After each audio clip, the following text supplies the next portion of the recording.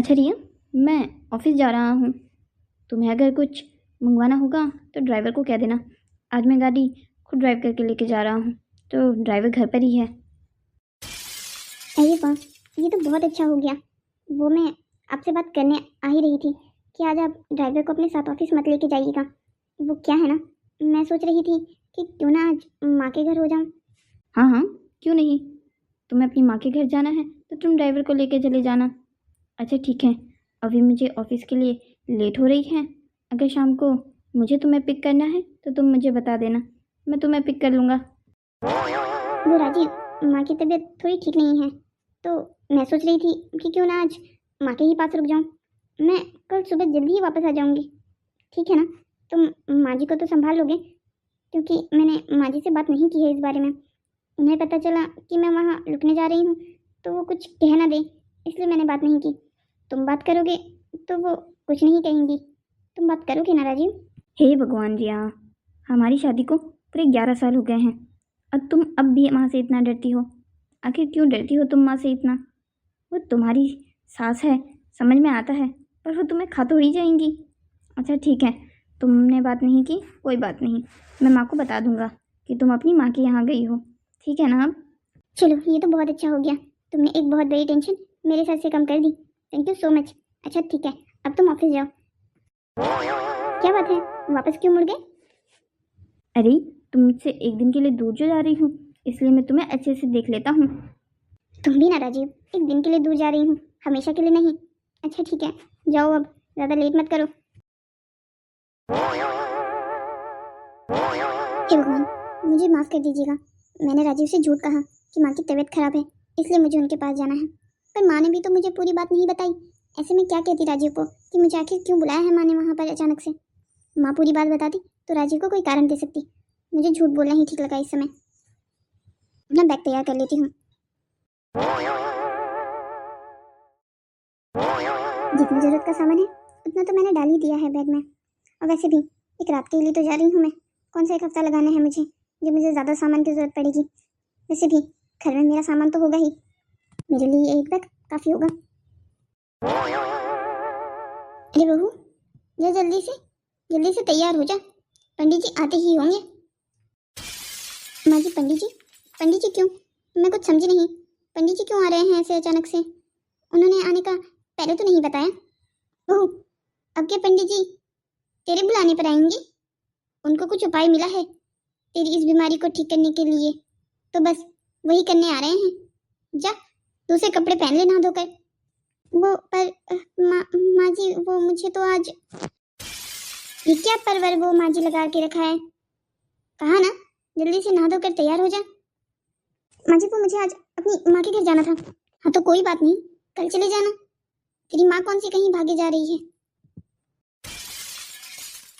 बहू, मैं जानती हूँ मन में तो मुझे बहुत बुरा भला कह रही होगी अभी, पर बहू एक बात जान ले, ये जो मैं सब कुछ कर रही हूँ ना, अपने बेटे और तेरी खुशी के लिए कर रही हूँ।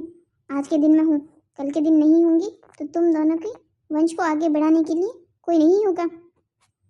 पर माँ जी, हम कितने डॉक्टरों के पास जा चुके हैं, कितने बाबा फकीरों को दिखा चुके हैं। अब जब इस चीज़ का कोई इलाज नहीं है तो मैं क्या कर सकती हूँ। मैंने कहा भी था आपको कि आप या तो राजीव की दूसरी शादी करवा दीजिए या मेरा पीछा करना छोड़ दीजिए। मुझे औलाद नहीं हो रही है, मैंने इस बात को स्वीकार कर लिया है, अब तो राजीव ने भी कर लिया है। पर नहीं, आप इस बात की भी को पकड़ के बैठी हैं। अगर राजीव की दूसरी शादी कराना मेरे बस में होता ना, तो मैंने इतना इंतज़ार नहीं करना था। अभी तक तो मैं उसकी दूसरी शादी कब की करवा भी चुकी होती और अपने पोतों को खिलवा भी चुकी होती। पर नहीं, वो तो जैसे तेरे पीछे पागल है, वो तुझे छोड़ना ही नहीं चाहता और दूसरी शादी करना ही नहीं चाहता। इसीलिए चाहती हूँ तू ही ठीक हो जाए और तू ही उसे एक औलाद दे दे।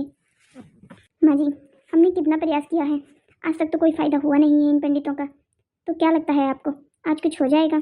देखिए, आप बेकार में ही अपना समय और पैसे इन पंडितों पर व्यर्थ कर रही हैं। मुझे नहीं लगता उन लोगों का कुछ फायदा होने वाला है। बहू देख, मुझे तेरी ये ज्ञान की बातें सुनने में ना बिल्कुल भी कोई इंटरेस्ट नहीं है। इससे तू मेरा सिर्फ और सिर्फ टाइम ज़ाया कर रही है। मैंने तुझे कहा था ना कि तू जा और जल्दी से तैयार होकर आ जा, और फिर भी तू बेकार में मेरे साथ ये बहस करने में लगी हुई है। इससे अच्छा तो ये होता तू जाती और अभी तक तैयार होकर आ जाती। पंडित जी आने वाले हैं। मैं तब तक उनके आने की तैयारी करती हूँ। मैं अब इन चीज़ों से थक चुकी हूँ। मुझे आज राजीव से बात करनी ही होगी। बस अब ये खेल और नहीं खेला जाता मुझसे।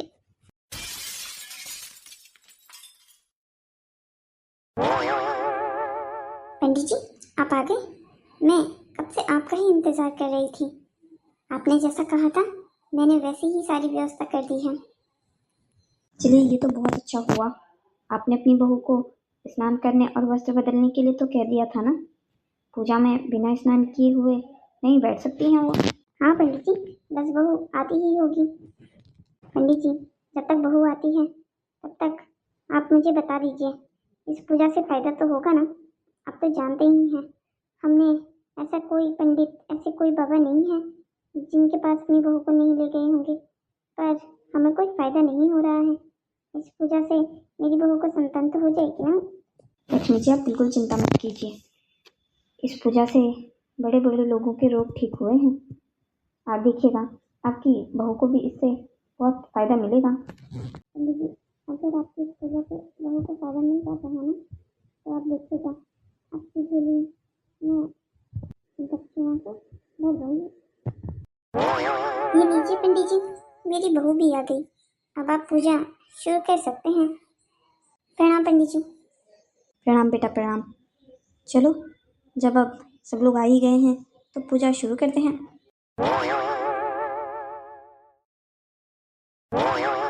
इस पूजा के चक्कर से मेरा मायके जाने का प्लान भी कैंसिल हो गया। वहाँ माँ मेरा इंतजार कर रही होगी, मैं यहाँ फंस गई। ऊपर से पंडित ने और कह दिया है कि मैं 3 दिन तक इस पूजा के बाद घर से बाहर नहीं निकल सकती। ये कैसी पूजा है? लगता है मैं अपनी बीवी के प्यार में कुछ ज़्यादा ही पागल हो गया हूँ। तभी तो बीवी घर पर नहीं है, फिर भी उसकी छवि मेरी आंखों में बसी हुई है। तभी तो देखो, कमरे में भी दिखाई दे रही है। राजीव, ये कोई मेरी परछाई नहीं है, ये मैं ही हूँ। मैं घर पर ही हूँ, मैं गई नहीं। प्रिया, क्या तुम ये सच में हो? पर तुम तो आज अपनी माँ के पास जाने वाली थी रात को, तो क्या हुआ, गई क्यों नहीं? कुछ नहीं, बस ऐसे ही। प्रिया, मुझे सब कुछ सच सच बताओ। क्या बात है? घर में कुछ फिर से हुआ है क्या?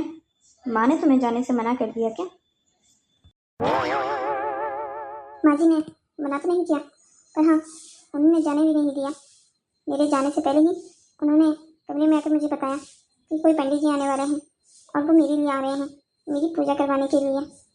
तो उन्होंने मुझे बाहर जाने से ना मना करते हुए भी मना कर ही दिया। ओहो, अब ये पंडित जी फिर से?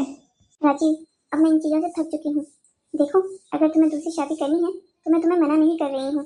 तुम्हारा भी एक बच्चे के ऊपर पूरा हक है। तुम्हारा भी हक है कि तुम बाप बन सको, तुम्हें भी कोई पापा बुलाए। पर इसके लिए अब मैं और सब कुछ, ये सब कुछ नहीं सह सकती हूँ। तुम दूसरी शादी कर लो, मुझसे तुम्हें बच्चा नहीं होने वाला है। मैंने अब ये बात स्वीकार कर ली है।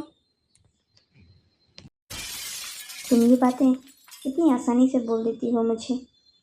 मैं तो कभी ये बोलने से भी डरता हूँ कि तुम अगर मुझे छोड़ के चली गई तो।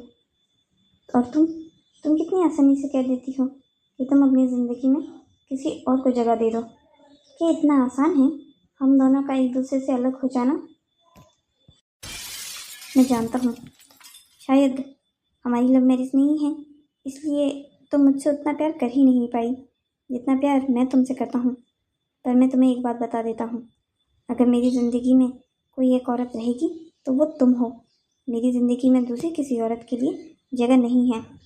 तुम्हें अगर मुझे छोड़ के जाना है तो तुम खुशी खुशी जा सकती हो, पर मुझे ये मत कहो बार बार कि मैं अपनी ज़िंदगी में किसी और को ले आऊँ। ये फ़ैसला सिर्फ़ और सिर्फ मेरा होना चाहिए और मैं अपने फ़ैसलों को अपने आप लेने में विश्वास रखता हूँ। किसी और के हाथों में मैं अपनी ज़िंदगी की डोर तो बिल्कुल नहीं देता। और ये बात तुम आज मेरी जान लो। दोबारा ये सब कुछ कहने से पहले 2 बार सोच लेना कि तुम्हारे ये शब्द मेरे दिल को कितनी ठेस पहुंचा रहे हैं। ऐसा लगता है जैसे मानो इस दिल में कोई तीर चल गया हो। राजू, मुझे माफ़ कर दो। मैं जाने अनजाने में हर बार माँ जी के किए हुए कामों के बदले तुम्हारा दिल दुखा देती हूँ। तुम मुझे प्लीज़ माफ़ कर दो। मेरा ये सब कुछ बोलने का मतलब वो नहीं था कि मैं तुमसे प्यार नहीं करती। जितना प्यार तुम मुझसे करते हो उतना ही प्यार मैं भी तो तुमसे करती हूँ। ये रिश्ता हम दोनों से ही मिलकर तो बनता है। मैं इस रिश्ते में बहुत खुश हूँ, पर मैं ये भी नहीं चाहती कि मेरी वजह से तुम दुनिया की सबसे अच्छी खुशी से महरूम रह जाओ। मैं चाहती हूँ मैं भी तुम्हें एक बच्चा दूँ, पर तुम जानते हो मेरे साथ ये संभव नहीं है। चाहे कितनी भी पूजा पाठ करवा लूँ, चाहे कितना ही भी डॉक्टरों के पास चली जाऊँ, आखिर होगा तो वही ना जो हमें पहले से ही पता है। रिया, देखो, अगर हमारी किस्मत में संतान का होना होगा तो हमें ज़रूर मिल जाएगी, और अगर भगवान ने हमें ये आशीर्वाद नहीं दिया है तब भी मुझे कोई गिला नहीं है। मैं तुम्हारे साथ और माँ के साथ ऐसे ही ठीक हूँ। मुझे माफ़ करना राजीव, मैं तुमसे सच्चाई छुपा रही हूँ। तुम मुझसे इतना प्यार करते हो, तब भी मैं तुम्हें ये सच्चाई नहीं बता पा रही हूँ। मुझे डर है कि कहीं मैं तुम्हारी नज़रों में ना गिर जाऊँ, और अगर ऐसा हुआ तो मैं अपने आप को कभी माफ़ नहीं कर पाऊंगी।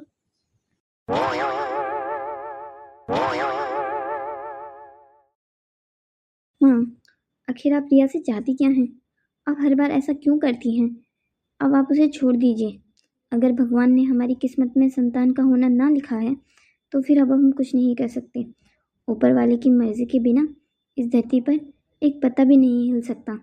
तो फिर हम ऐसी कोशिश क्यों कर रहे हैं जिसका करने का कोई फ़ायदा नहीं होगा? बहू ने फिर से भर दिए ना मेरे खिलाफ तेरे कान। तू तो ऐसे कह रहा है जैसे ये सब कुछ मैं अपने लिए कर रही हूँ, तुम दोनों की भलाई का ही सोच के ये सब कुछ कर रही हूँ। कभी ये सोचा है? अभी तो तुम लोग जवान हो, इसलिए तुम इस बात पर ज़्यादा गौर नहीं फरमाते, पर जब बूढ़े हो जाओगे तो पानी का गिलास देने के लिए भी कोई औलाद नहीं होगी। हालचाल पूछने की बात तो दूर की। मैं तब तक कोई हार नहीं मानने वाली हूँ जब तक बहू को और तुझे कोई बच्चा पैदा नहीं हो जाता। मैंने बहू के लिए एक बहुत अच्छे डॉक्टर की अपॉइंटमेंट ली है। बहू को कह देना कल सुबह ही मेरे साथ चलना। माँ बस, अब बहुत हो गया। रिया आपके साथ कहीं नहीं जाएगी। बहू तो जाएगी बेटा, तू चाहे कुछ कर ले। राजीव प्लीज, मेरी वजह से आपको माँ जी से झगड़ा करने की कोई ज़रूरत नहीं है। माँ जी जो चाहती हैं मैं वो करने के लिए तैयार हूँ। उन्हें अपने दिल की पूरी करने दीजिए, पर प्लीज़ आप उनसे लड़िए मत। घर का माहौल ख़राब करने की ज़रूरत नहीं है। ये अच्छा है बहू, पहले मेरे खिलाफ मेरे बेटे को खड़ा कर दें और फिर मेरे सामने आकर ये भोलेपन का नाटक शुरू कर दें। ये बढ़िया है तेरा। माँ प्लीज़, आपको रिया से ऐसे बात करनी नहीं चाहिए। और वैसे भी रिया ने मेरे कोई कान नहीं भरे हैं। मैंने तो बस पूछ लिया था कि आज उसे अपने माँ के पास जाना था, तो वो गई क्यों नहीं, उसकी वजह से उसने मुझे बताया। वो जो भी है बहू, कल सुबह तुझे मेरे साथ हॉस्पिटल जाना है। ठीक है माँ जी, मैं तैयार हो जाऊंगी, आप चिंता मत कीजिए। रिया, तुम्हें कोई ज़रूरत नहीं थी माँ की बात मानने की। वो हमेशा तुम्हारे साथ ऐसा ही करती हैं। कभी उन्हें भी तो इस बात का एहसास हो कि जो वो कर रही हैं वो गलत है। अगर हम ऐसे ही उनकी हर बात मानते रहे ना तो उन्हें इस बात का एहसास कभी नहीं होगा कि जो वो ये कर रही हैं वो अब हद से पार हो चुका है। राजीव अब रहने भी दीजिए, ये सब कुछ बातें करके कुछ फ़ायदा नहीं है। माँ जी जैसा चाहती हैं हमें वैसा करना ही होगा। अब चलिए, रात काफ़ी हो गई है, आपको आराम करना चाहिए।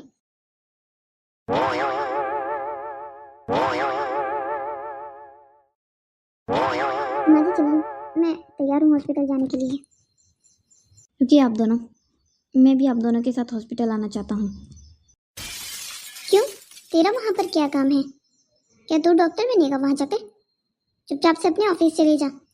तेरी बीवी को खा जाने वाली नहीं हूँ मैं, जो बीवी का पल्लू बनके हम लोगों का पीछा करेगा। माँ, वो बात नहीं है। मैं भी रिया के साथ एक बार हॉस्पिटल जाना चाहता हूँ, उसके मोरल सपोर्ट के लिए। हमेशा वो अकेली जाती है या अपने भाई के साथ जाती है। इस बार आप भी जा रही हैं तो मैं सोच रहा हूँ क्यों ना मैं भी आप दोनों के साथ चले जाऊँ। मैं तो आप दोनों के लिए कह रही हूँ, आप दोनों को मेरे साथ आने की ज़रूरत नहीं है। माँ जी आप मुझे हॉस्पिटल का पता बता दीजिए, मैं खुद ब खुद चली जाऊँगी। और वैसे भी राहुल तो आ ही रहा है,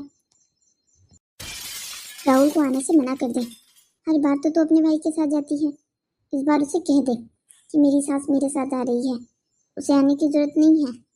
उसे भी कई काम होते हैं, तो जब भी डॉक्टर के पास आती है उसे बुला लेती है। उसका ऑफिस भी है, इतना समय बेचारे का क्यों बेकार करती है। माँ जी बाबा ही कहते हैं कि मैं भाई को हमेशा अपने साथ ले जाऊँ, और वैसे भी आप क्यों परेशान हो रही हैं? मैं राहुल के साथ चली जाऊंगी ना। और इस बार तो मैं भी हूँ। तुम दोनों को मेरी बात समझ नहीं आ रही है या दोनों समझना ही नहीं चाहते हो? जब मैंने कहा कि मैं बहू के साथ अकेले जाऊंगी तो इसका मतलब अकेले जाऊंगी।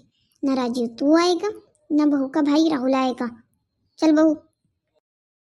हे भगवान, माँ जी मेरे साथ हॉस्पिटल जा रही है, कहीं उन्हें मेरी सच्चाई के बारे में पता ना चल जाए। रिया, रिया, डरने की जरूरत नहीं है, बस ये आखिरी बार है, इसके बाद मैं तुम्हें परेशान नहीं होने दूंगा। डॉक्टर साहब, मैं आपके यहाँ बहुत उम्मीद से आई हूँ। मैंने आपका चर्चा पूरे शहर में सुना है, बहुत लोगों से आपकी तारीफ सुनी है। आपसे मुझे बहुत उम्मीदें हैं। मेरी बहू की कंडीशन तो आपको पता ही है, 11 साल शादी को हो गए हैं पर अभी तक इसे बच्चा नहीं हुआ है। आप देखकर बताइए ना कि आखिर परेशानी कहाँ है। मैंने बहुत सारे डॉक्टरों को दिखाया है पर बहू में तो कोई ऐप भी नहीं है जिससे उसको बच्चे होने में परेशानी हो। समझ नहीं आता तो फिर क्या परेशानी है।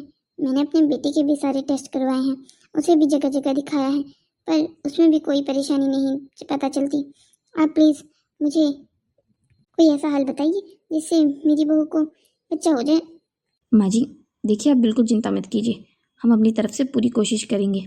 आप बाहर इंतज़ार कीजिए, मैं आपकी बहू को एग्जामिन करने के बाद ही अब आपको कुछ बता पाऊँगा। अच्छा ठीक है डॉक्टर साहब, मैं बाहर इंतज़ार करती हूँ।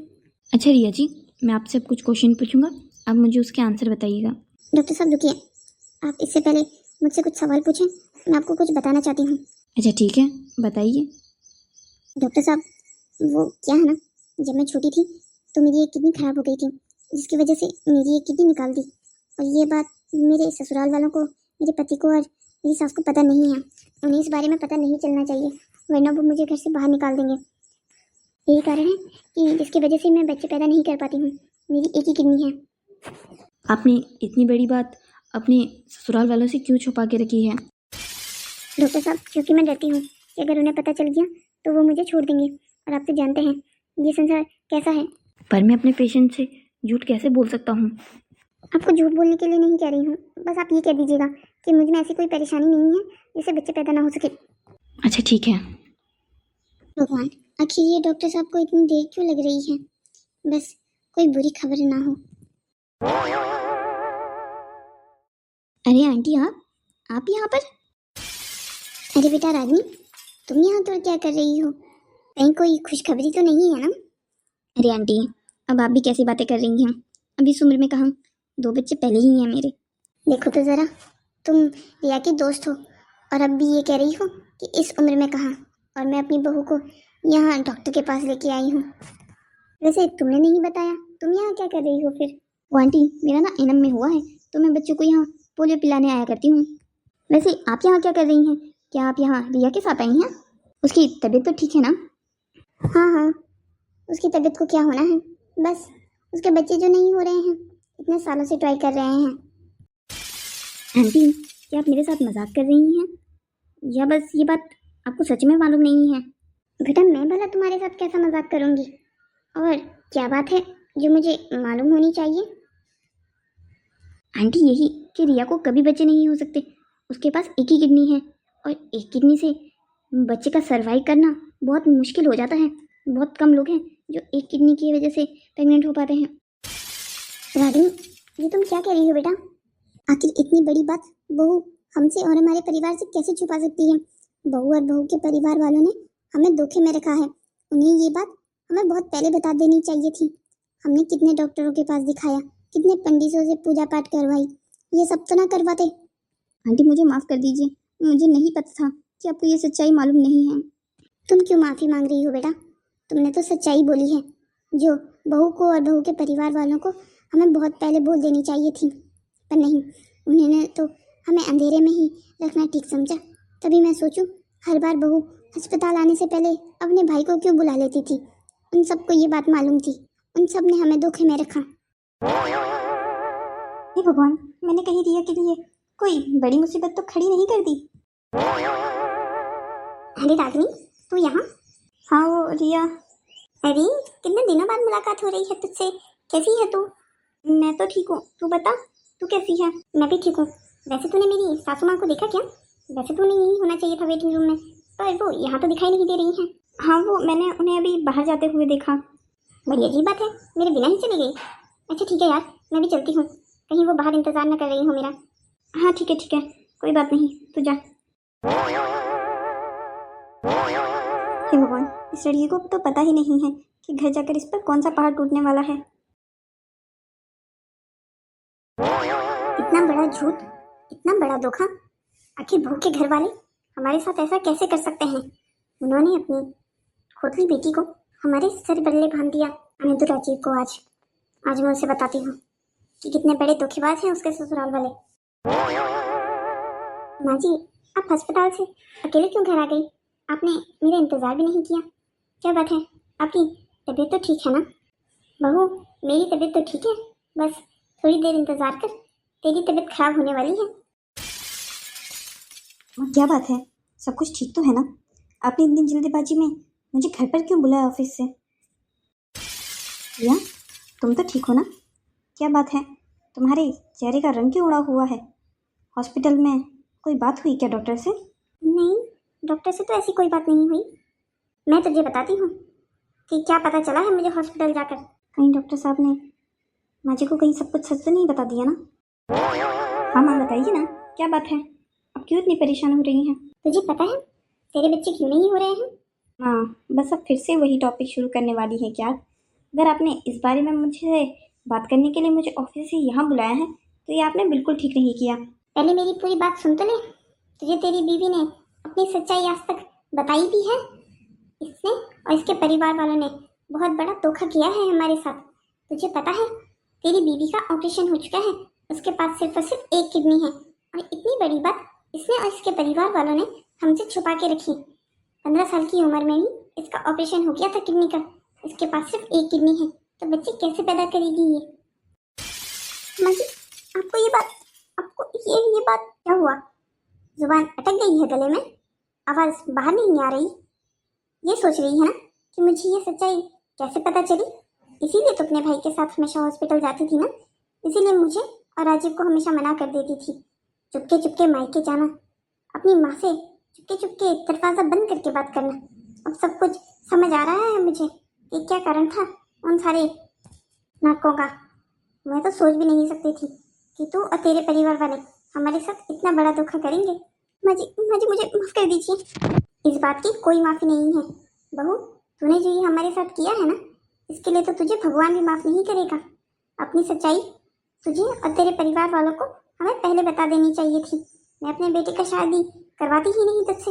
हमारी जिंदगी के 11 साल बर्बाद करने की क्या जरूरत थी? तू तो अब भी हमें सच्चाई ना बताती।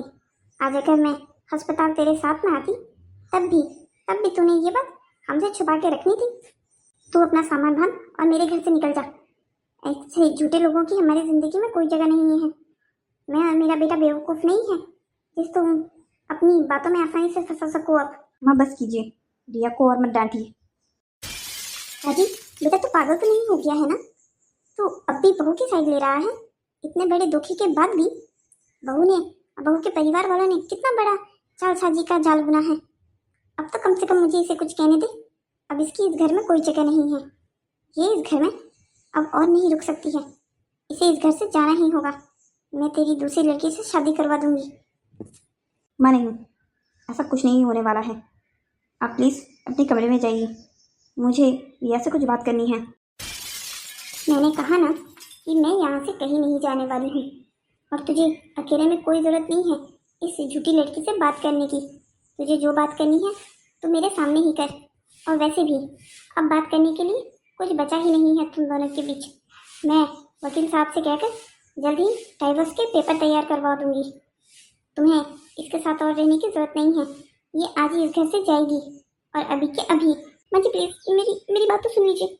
नहीं, अब सुनना सुनाना कुछ नहीं होगा। चल निकल यहाँ से। माँ बस कीजिए, बस बहुत हो गया। नहीं, अभी नहीं हुआ है। इसने तुझे और मुझे दोनों को धोखे में रखा है। माँ, रिया ने मुझे कोई धोखे में नहीं रखा है, मुझे ये सब कुछ पहले ही मालूम था। अब तो अपनी बीवी को बचाने के लिए अपनी माँ से झूठ बोलेगा? माँ, मैं कोई झूठ नहीं बोल रहा हूँ, मैं आपसे जो भी कुछ कह रहा हूँ वो सच है। रिया ने मुझे शादी के ही समय सब कुछ बता दिया था। मुझे रिया इतनी पसंद आ गई थी कि मैं उसे किसी भी हालत में छोड़ना नहीं चाहता था। पहले मुझे शुरुआत में लगा कि ये कोई बड़ी समस्या नहीं है, पर बाद में ये सब कुछ पता चल गया था मुझे। इसलिए प्लीज़ आप रिया को ब्लेम मत कीजिए।